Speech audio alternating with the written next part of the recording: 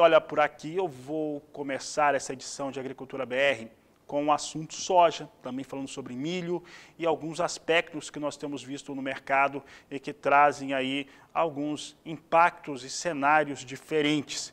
Em relação à soja, nós temos a quebra da safra sul-americana, principalmente no Brasil, um fundamento desse próprio mercado. Há ainda a demanda que permanece muito atenta, principalmente a demanda chinesa. Neste momento, claro, vindo mais sobre a soja do Brasil.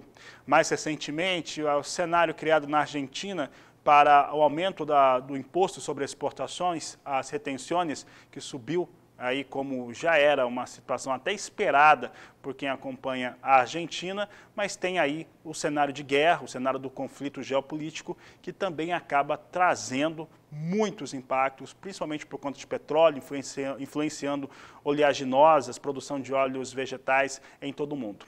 Para falar a respeito deste assunto, eu vou conversar agora pela internet com o Marcos Araújo, da Agriinvest, que fala conosco a respeito deste tema, sobre milho também. Marcos, obrigado por estar conosco mais uma vez. E olha, nós temos aí um cenário muito diverso, aliás, com muitos cenários, né, com muitas expectativas diferentes, causada por elementos que fogem à produção, né, à cadeia produtiva da soja, mas que está diretamente ligado. Produção de fertilizantes, também a situação de logística mais cara por conta de petróleo. Como é que você vê esse cenário para a soja hoje no mundo? Boa tarde, seja bem-vindo. Obrigado, Fabiano. Muito boa tarde a todos.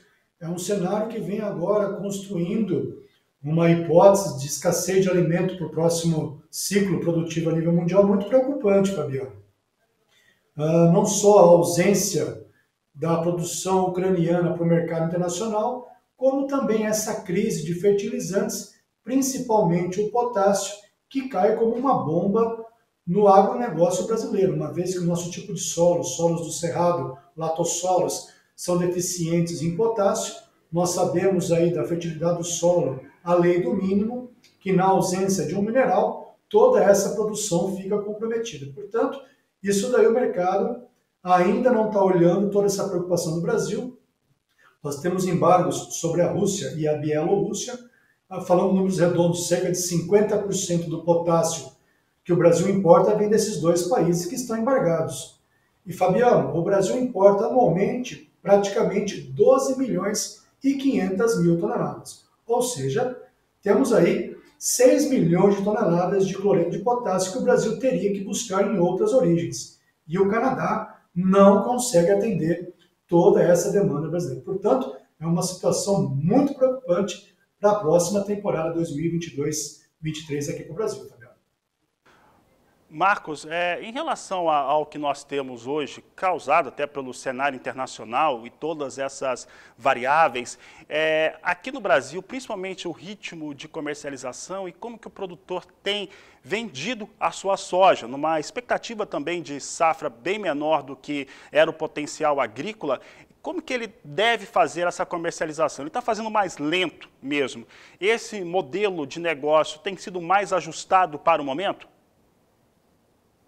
O produtor brasileiro, aí, quem vive aí, quem tem mais de 40 anos e viveu a época de inflação, Fabiano, nós íamos de manhã no mercado, era um preço, depois do almoço você ia lá, você tinha o pessoal do supermercado etiquetando um novo preço nas prateleiras. Então nós temos uma cultura de inflação muito arraigado em grande parte da produção dos produtores brasileiros. Então o produtor está vendendo muito pouco, da mão para a boca, até porque também manter os grãos no armazém é uma forma de você se prevenir contra a inflação. Então, o ritmo de venda está muito baixo e muitos produtores estão deixando de vender soja nesse momento em função da grande quebra. Quem tem grão disponível está optando nesse momento por vender o milho, segurando a soja para o segundo semestre, porque é uma produção brasileira de 123 milhões de toneladas.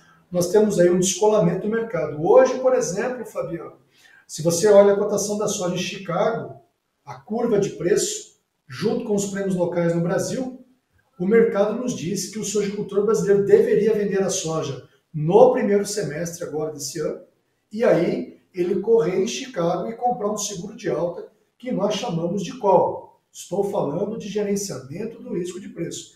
Porque, Fabiano, o mercado está muito sensível. estoques mundiais de grãos baixíssimos e agora segurança alimentar comprometida.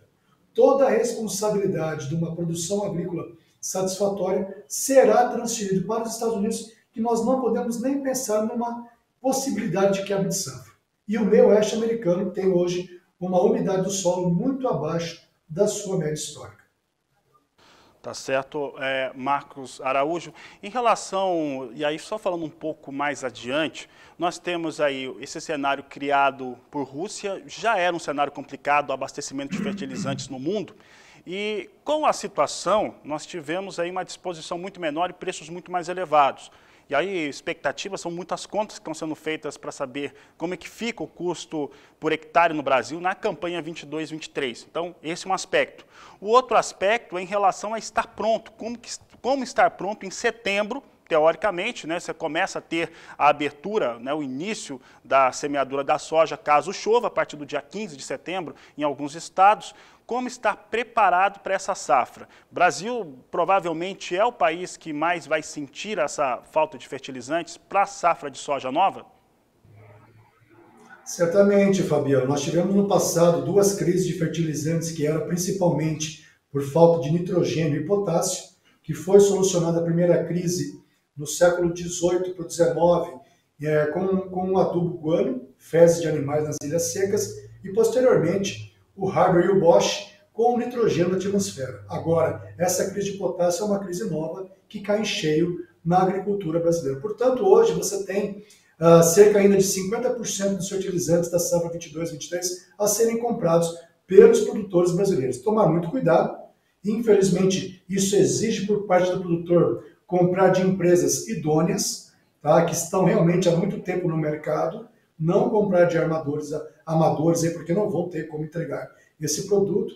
E eu espero estar errado, mas eu acredito que vários produtores serão forçados a aplicar doses menores e também alguns não terão acesso a fertilizantes, porque não teremos tempo hábil para atender toda essa demanda até a partir do dia 15 de setembro, que aí inicia o vazio sanitário no Brasil.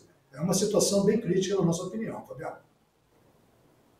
Dentro desse entendimento mais crítico, Marcos, o que pode ser feito, né? Nós temos falado aqui do aspecto técnico, é que nunca foi tão importante uma análise de solo bem feita, saber o que se tem de resquício também de qualidade desse solo, né? Que você tem produtos que foram já instalados por ali, que podem, né? Você pode ter uma equidade melhor na aplicação. No seu entendimento, o que pode ser feito, né, considerando já que as questões técnicas vão ser realizadas, o que pode ser feito para ter uma margem melhor, ou tentar manter essa margem, vivendo um cenário como esse que vai se apresentando?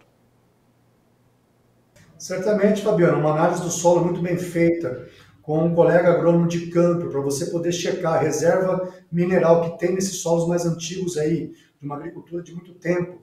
Isso tudo, se você reduzir em 20%, 30%, por exemplo, você aplicar, depende do tipo de solo, 70 pontos de fósforo e potássio, você mesmo assim ainda tem uma condição de uma excelente produtividade no Brasil. No entanto, quando você aplica menos dose de potássio, você sabe que o potássio ele dá condições à planta de aguentar um veranico.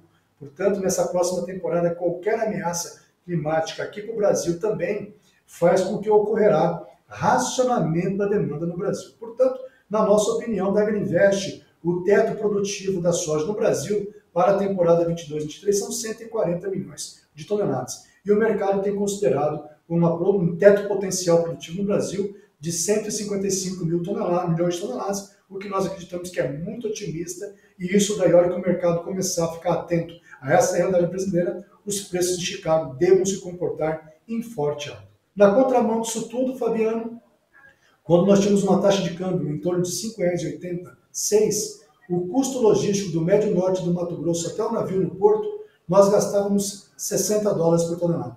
Agora, com essa disparada do preço do óleo diesel, consequentemente o frete interno, hoje um frete Sorriso que eram R$300, R$320, já está cotado a R$510. Se você fizer uma conta futura, esse frete pode ser superior a R$600 por tonelada. Portanto, um custo logístico no Brasil que eram $60, para a próxima temporada pode saltar acima de $110 com essa taxa de câmbio inferior a $5 para $1. Isso daí também o produtor tem que olhar com muita atenção, porque esse ano, mais do que nunca, a atenção à sua comercialização vai garantir a permanência do produtor na atividade. É bastante desafiador o cenário. E, Marcos, até também, porque uma coisa está muito ligada à outra, em relação a milho, nós temos hoje, no Brasil e no mundo, um cenário de preços mais firmes, e inclusive tivemos elevações relevantes. Aqui no Brasil, normalmente quando você tem ali a semeadura da segunda safra, e um ano no qual a semeadura ocorre dentro de uma janela chamada ideal, né, quase 70% da área foi plantada dentro dessa janela, isso traz ali algum tipo de situação mais cômoda e, consequentemente, a gente costuma ver no mercado futuro os preços cederem. Isso estava ocorrendo mesmo até o início desse conflito armado entre Rússia e Ucrânia. Para esse produtor de milho que está vendo esse cenário, né, e está vendo preços lá no futuro um pouco melhores, momento de venda dele, desse milho, de travar negócios do milho que ele está agora já em solo, que está terminando de plantar ainda, como que ele deve agir em relação à comercialização no seu entendimento? Fabiano, nós vivemos um cenário muito crítico para o milho. Nós temos aí disputando o segundo lugar de maior exportador mundial de milho com o Brasil e a própria Ucrânia e a Argentina. Há muita dúvida se a Ucrânia vai conseguir plantar e se vai ter condições de exportar a sua safra nessa próxima temporada. A partir agora de abril eles começam o plantio da aveia e em maio eles plantam milho. Nós temos visto o exército russo saqueando, confiscando óleo diesel das propriedades. Isso tudo aí vai ser muito crítico. Tradicionalmente a Ucrânia exporta cerca de 35 milhões de toneladas de milho. Já há estimativas que esse ano eles não vão ter um excedente mais do que 8, 10 milhões de toneladas. Portanto, um furo aí de mais de 20 milhões de toneladas de milho. Onde vai ter esse milho? Tradicionalmente, o Brasil é um grande exportador de milho, do milho safrinha. Temos uma boa condição climática do milho safrinha, com um teto de potencial de exportação de 87 milhões. Portanto, eu não acredito que o produtor rural deveria, nesse momento, fazer uma venda a termo ou venda de contrato futuro, porque o potencial de alta, na nossa opinião, é grande. Ele deveria fazer uma garantia de preço mínimo através da compra de opção de venda put, que nós chamamos de seguro de baixa.